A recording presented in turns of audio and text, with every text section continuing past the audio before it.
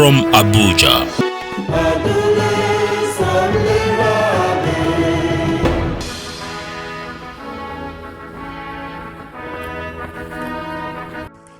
Hello, thank you for being a part of our show. We appreciate you. I'm Magnus Kpakol, and this is Magnus Kpakol GVA, Global Views Africa. As always, it's all about how we can raise the level of living. That's what it's all about. In View today, we continue to look at how Africa can profit from the power of its new continental free trade area. Today, we lean on excerpts from two panel speakers at a Brookings Institution event on the Africa Continental Free Trade Area. But before we see our panel discussion excerpts, in our Hidden Economics, we look at why people want to marry. Now, up next in our quick view, we rank some regional trading blocks with a focus on Africa. That's coming right up.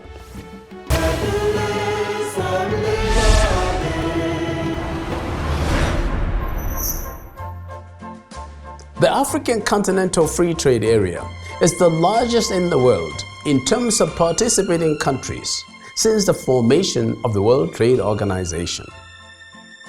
The agreement was signed by President Muhammadu Buhari on July 7, 2019, bringing Africa's largest economy into active participation.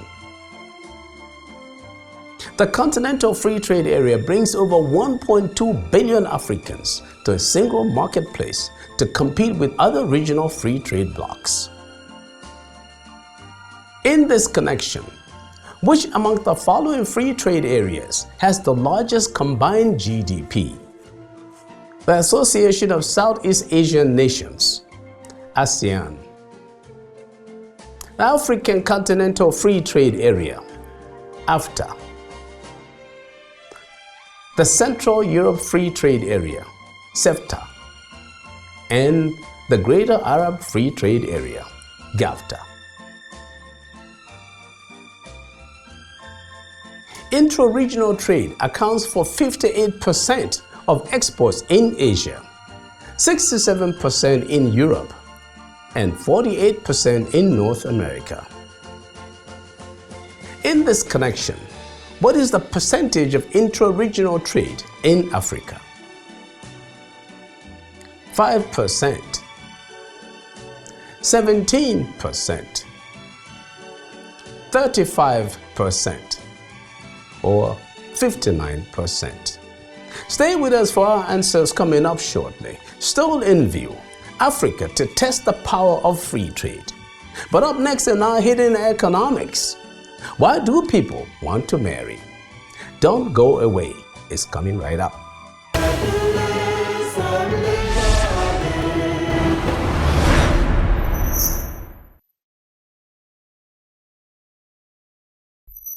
She gonna marry me.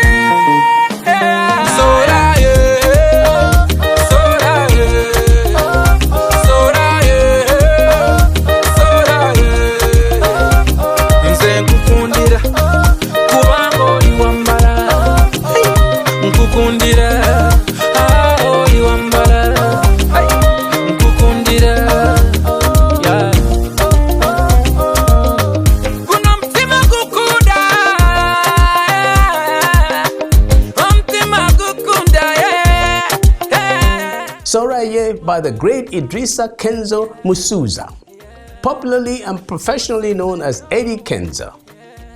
Eddie Kenzo is a Ugandan singer, dancer, producer, and music executive. He has received many international awards. So in this song, he's praising Soraye, the lovely girl he wants to marry. So why do people want to marry? If you ask this, they would say it's for fulfillment. Fulfillment of what? I think that among many other reasons people marry is to become more prosperous, not just in wealth, but in everything. Otherwise, why was the wife said to be a helper? I guess helper to create more, especially since it is not said to be good for a man to be alone. There you have it. You may consider other reasons, but the main one is that two intimate heads can be better than one. But I'm not really concerned about marriage between a man and a woman. A country in economic partnership or military alliance with another will be able to do more and probably have more wealth and greater security. Leaders have long recognized this. Indeed, it is foolishness to alienate your community or nation. Nations and communities have found out that open trade with a neighbor is like marriage. It promotes wealth and security. Now, this has turned out to be so good that around the world, nations are seeking to broaden their partnerships. Never mind Brexit. The UK will soon have an even stronger partnership with their fellow English-speaking cousins across the pond. So there it is. Marriage is good for you, but be sure you're looking for the right partner to avoid a type of Brexit. Our hidden economics for you. Nkukundira, yeah. Hey, education next time. Omziki tukukuba next time. Education next time. Omziki tukukuba next time. You're my sweet lovin'. You're my sweet lovin', sweet lovin', sweet lovin'. I do love you, CC. I do love you, CC. Yo, Bunkubi Sobutiti. Hey, Onsula Muzambushi. Yo, Shirona Misana Bakunonya. Bakunonya. Abalala, Obasinga. Obasinga, yo. Jack from Sigona.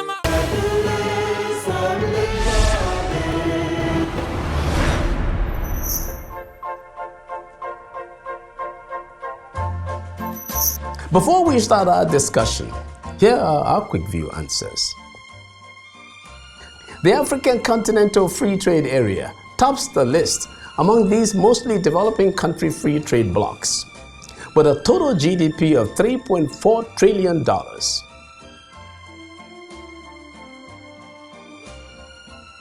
Intra-regional trade in Africa is still very low, accounting for just about 17% of total exports from the region. However, with the new trade deal, it is estimated to reach 40 to 50% by 2040.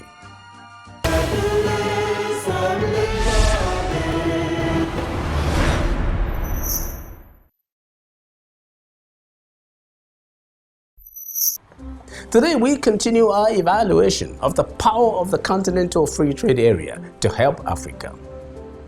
We have a couple more experts to analyze the issue.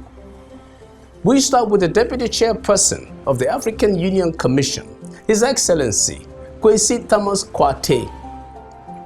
His main point is how we should see success in the CFTA in a short time after removing barriers to allow people to trade freely. Let's listen to Ambassador Kwate. In the short term, it can only be seen through an increase in trade among our people, and there's a concerted effort to remove barriers, both tariff and non-tariff, which kind of hinder and hamper trade between the two countries. And you notice that in our relations with Europe, in this Lomé Convention, the convention allows you to export primary commodities free of any excise duties to Europe. The moment you start to process and add value, the taxes come on. So Europe itself helps to consolidate and prevent Africa from trading within itself. So this process is now beginning. At least the law is passed, the various details, rules of origin, sources and all that are being addressed. And I believe that as trade within Africa increases, specializations and comparative advantages will emerge, and it will be more interesting for capital exporting countries to now site industries within the African countries I'm beginning to imagine a situation where, for instance, creatively we can have between Ghana and Cote d'Ivoire, the two countries together produce about 70% of world cocoa production. And you are told that, look, Cote d'Ivoire is producing 1 million tons, you have to up your production. The price falls and they don't understand. Now they've signed a strategic agreement. They began to process together. Absolutely. Now, the more we process together, you could get China, for instance, to use their excess processing capacity to build factories around the borders, because if they do that, they have a guaranteed market, they have a guaranteed source of primary products, and then you can have a situation where 1 billion Chinese kids are drinking chocolate every morning on a party. These are things that you can do, but you need to be creative, you need to be imaginative, and you need to be able to break the mold. And you can be sure that those countries that have fed fat and enjoyed what they call chasse gardée, the French call chasse gardée, chasse gardée. This is your special hunting ground. They're going to face competition there. It's going to open it up. Continuing, Ambassador Quartey talks about how Africa must begin to produce before trade begins. He insists that Africa should ensure to add value to its raw commodities. This is probably what he envisions. He insists that Africa needs to develop capacity to be able to handle sensitive machinery for effective production. Here again is Ambassador Quartey. You can talk about free trade. You can talk about facilitating trade. But before you trade, you have to produce. So far, African countries tend to produce just primary, raw, unprocessed products. But to make AGOA more meaningful, African countries need capacity to process, to add value, so that exports that will come to the US market are not necessarily products which are of little value, like primary products, whose price and value tends to vary. Sometimes they go up, they go down, depending on the market. If what we're saying, and that was the turn of the discussion in this AGOA forum, was that we need to develop capacity. We need to encourage United States companies to locate in Africa, but they're not coming there as Father Christmas. They're coming there to make profit, and they want to relocate in the place where there's capacity to even to man the machinery. That means a certain minimum education. So we in Africa, it's up to us now, first of all, to focus on education and to ensure that our mechanics, our workers are able to man sensitive equipment with accuracy. So we're asking for an Africa where every child is in school, where the cultural, educational level, the numeracy level is gone up. Because capital in a place must be able to ensure that it reaches its returns. And to be able to do that, you need workers who are efficient and literate and hardworking and disciplined. Florent Lizier, President and CEO of the Corporate Council on Africa, was Assistant U.S. Trade Representative for Africa in the Office of the U.S. Trade Representative. She had appeared on our show in the past. She says that trade has always been the engine for economic growth. As she says it is what pushes countries from a low level of development to become more globally competitive and even to become more developed. Let's listen to Ms. Lizier. When we look at the issue of trade generally, the reason that it becomes so critical both within the African regional context and in the global context is that trade has always been an engine for economic growth. It is the thing that pushes countries from a low level of development to a point where they're able to be more developed, to attract more investment, employ more people. And so Africa trading more with each other I think they're now, it used to be 12%, but I think they're up to about 18% in terms of trade amongst themselves. And this is important because it means that they're becoming more competitive regionally, and that means that that's also going to be a platform for them to be competitive globally. In terms of US-Africa, I think that whatever the sort of issues are that are out there on trade, that many American companies and many CCA members recognize that Africa is a really critical market for them. Let's just watch this briefly.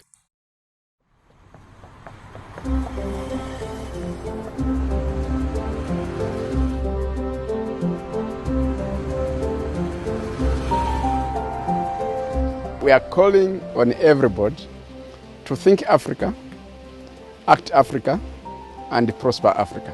It comes down to the change of mindset. I think this is an opportunity which Africa should not miss.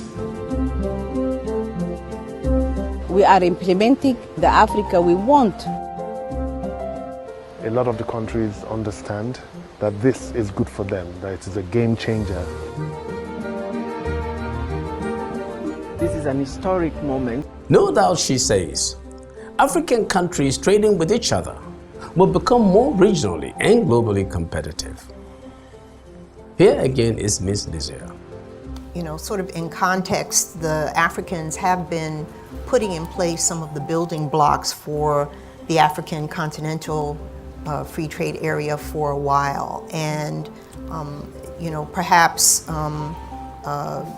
in fairness, we could say that those earlier attempts, you know, the EAC has twice done sort of a free trade area. Now they're at a customs union this second time around, and really have made a lot of progress. And the point that Landry made about 40% of intra-African trade being manufactured goods actually says that as Africa trades more with each other, and these regimes, I know the gentleman back there was pessimistic, but as these regimes, the EAC, COMESA, ECOWAS, CMAC, etc., SACU become more integrated among themselves, they're also becoming more competitive. And I think the way that this will work is that that will provide the platform on which they can then be more competitive globally. So if they can ship manufactured products to each other now what they have to do is to be able to kind of take it to the next level and to be able to meet the standards that the global economy is looking for. If they can do that, then I think they will indeed capture more of the global trade. But it will happen not just because of commodities, it will happen because of value-added products, light manufacturing, etc. And you're seeing it, it's happening all across the continent. I've been to factories that are producing Just things. a couple examples. Well, so the factory I told you about in Lesotho producing leather seats, there were probably 600 workers in that factory. You know, I didn't even know there was such a factory. I didn't visit it myself, but there's a factory in Botswana that's creating, it's some sort of it's like an arm of a piece that goes into the car, right? I don't know much about cars, but it's another input into automobiles. They have a factory that's doing that as well and being integrated in. You see, you know, Dangote Industries is producing cement. I've been to factories that are producing value-added agricultural products, pepper sauces, fruit juices, dried fruits. I went when I was just last week in Côte d'Ivoire. Somebody said to me, there's a cashew processing plant that just opened up 3 months ago that will be producing more cashews than all of the cashew plants in Côte d'Ivoire presently.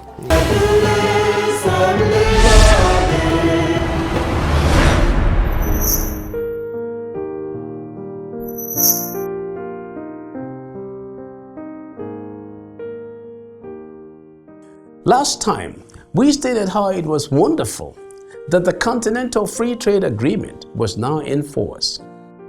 So as we concluded, policymakers, academic researchers, and the business community must now begin to prioritize, develop, and implement smarter and more innovative local strategies to leverage the rising opportunities in industrialization and increase productivity across a variety of sectors in our countries. With this, stakeholders will be able to aggressively promote strategic partnerships and increase the global competitiveness of the continent.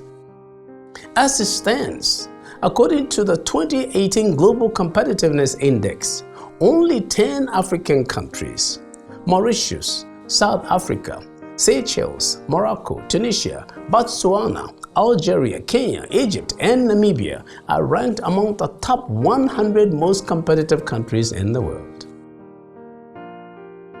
With an integrated continent and a larger market with free movement of people, Africa's manufacturing sector is projected by experts to double in size and reach an annual output of about $1 trillion by the year 2025. This is extraordinary and will be catalytic for an overall more sustainable and faster pace of economic growth across the continent.